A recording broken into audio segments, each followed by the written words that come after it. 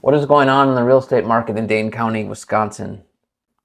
Well, that's what we're about to talk about in this Monday market update. We're talking about the real estate market statistics from June 26th to July 2nd, 2023. We have so many numbers to go over today that I'm actually sitting down for this. All right, where are we going to start? Active listings. How many new active listings came on the market in the last 7 days? And that number is 106. There's 106 new listings that went active in the last 7 days. And there's actually 48 fewer listings than came on the market in the previous 7 days. So that's a decrease of 31% active listings in the last 7 days compared to the 7 days prior to that. Okay, how many of those 106 active listings are already under contract? The answer to that is 15, and that is exactly the same as the previous 7 days. So fewer listings came on the market and the exact same amount went under contract in the last 7 days. But even though there's less activity, that's still a net addition of 91 active listings onto the multiple listing service, or MLS. Okay, well, what about all the previous active listings? How many listings went under contract? That is 460. And again, that is down. There's 13 less listings that went under contract in the last 7 days when you compare that with the previous 7 days. All right, what about solds? How many condos and single-family homes sold in the last 7 days? There were 183 sales, as in closed contracts, in the last 7 days. And that is up significantly from the previous 7 days. That's an increase of 61 sales over the previous 7 days for an increase of exactly 50%. So that's a pretty significant jump in 7 days. 61 more closings than the week prior. For a 50% jump, that's pretty big. That's a pretty big deal. It's a lot of activity. Okay, so where does that leave us with current active listings? There are currently 498 active listings for condos and single-family homes available for you to purchase as of July 2nd, 2023. And that is actually a decrease of 67 listings overall. So there are 67 less active listings for you to be able to purchase this week than there were last week. And that's a decrease of 11.86%. Okay, and every week we talk about delayed listings. How many new delayed listings in Dane County came on the MLS in the last 7 days? That would be 44 new delayed listings. And if you add that to the delayed listings that were already on the MLS from previous weeks that have not gone active at the time of this video, it brings the total delayed listings up to 114, which is an increase of 14. So those delayed listings are still stacking up. And just a reminder, a withheld delayed listing on the MLS is going to be active in the next 45 days and cannot be shown. It can be advertised by realtors and we can see the information, whatever's in the MLS, but we cannot show the property. So that's just another reason to make sure you're working with a realtor, because we have information that the general public does not have. If you're out searching for homes on Zillow or Realtor.com or any of those other sites, you don't have the same access to properties that will be available that realtors know about. So it doesn't really make a lot of sense not to be working with a realtor. Just imagine what happens when a delayed listing that a realtor has been talking with their clients about for the last 3 or 4 weeks goes active, and now you're competing against these buyers that are already prepared with a lot of information. Do you think they might have some sort of leverage over you because they have all the information already ahead of time? I'd say maybe, probably. Let's talk about price. Everybody loves talking about money and how much the price of houses go up. So let's talk about that. The average list price in the last 7 days was $474,978, which is an increase of about 1.4%. So not a huge increase, but an increase.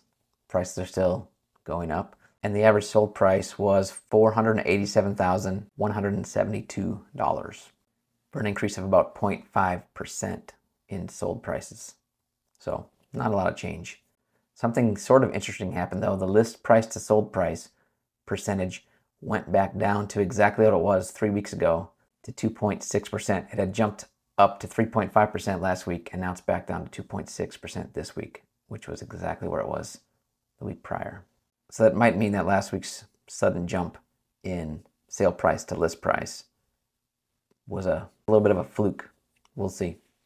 All right, what about days on market? Well, I hate to tell you, days on market for sold stayed almost exactly the same, while days on market for those properties that haven't yet sold, that are still currently active, has gone up.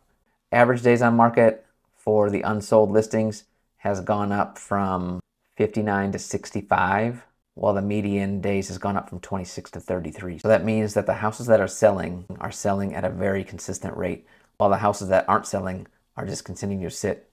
The days on market for the houses that sold have stayed almost exactly the same, with an average of 17 days and a median of 6 days on market. So what does that tell us? The houses that miss the market just continue to sit longer on the market.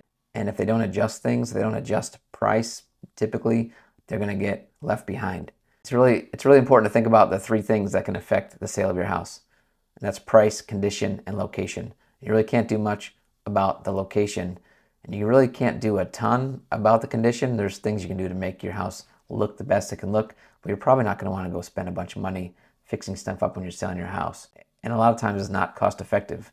So the biggest thing a seller can affect with the guidance of a good realtor is to change the price. Of course, the best thing is to get it right off the bat, but if you miss the mark somehow, it's so important to adjust your price. And yes, when you're selling, adjusting your price is going to be going down if someone doesn't buy it, if there's not interest in your house and the market says we don't want to pay this price. You really need to lower your price quickly to sell your house. And a lot of sellers just can't stomach that. And then the ones that do it win. So just something to think about. All right, so those are the current numbers. We also just finished a month, right? We just finished June 2023. So I want to look at how June 2023 compares to June of 2022. So we can see how we're doing overall, how the market's doing overall. So this past June that just ended, 2023, there were 651 new single-family homes and condos listed and 707 single-family homes and condos sold. And the same time last year, June of 2022, there were 926 condos and single-family homes listed and 901 sold. So those numbers mean a couple things. First of all, in June of 2023, inventory that's already tight went down 8.5% just because we sold more houses than we gained.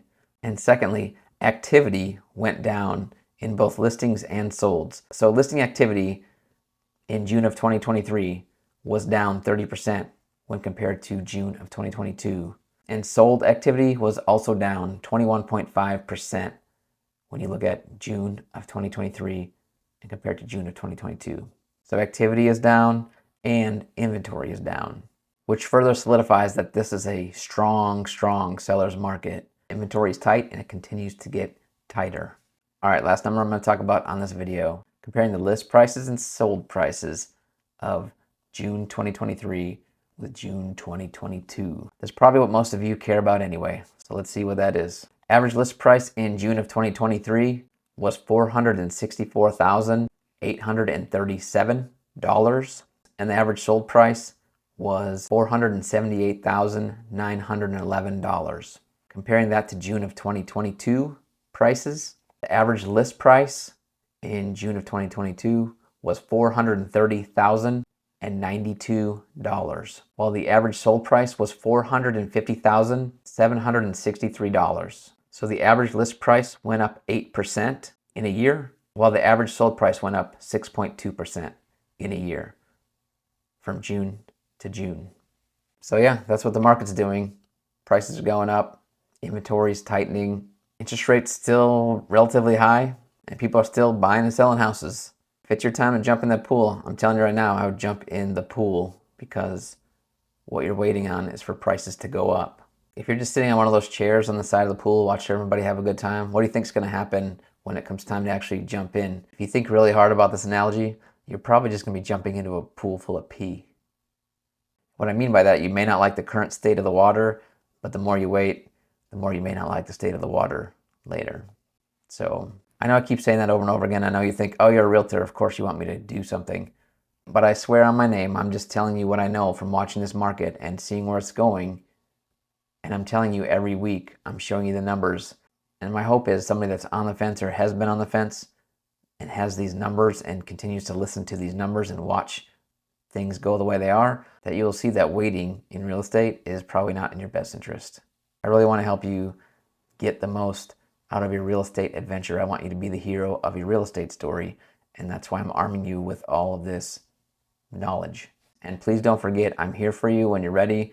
If you want to talk about these numbers or you want to talk about other numbers, because I'm only talking about Dane County. Maybe you want to know about Rock County or Columbia County.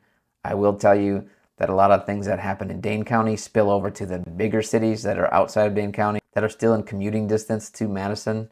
Obviously, this bubble we live in that's so awesome radiates out to other parts of Wisconsin. So something to keep in mind even if you're trying to escape Dane County for some reason. But thanks for watching this update. Hope you have a great 4th of July holiday. Talk soon.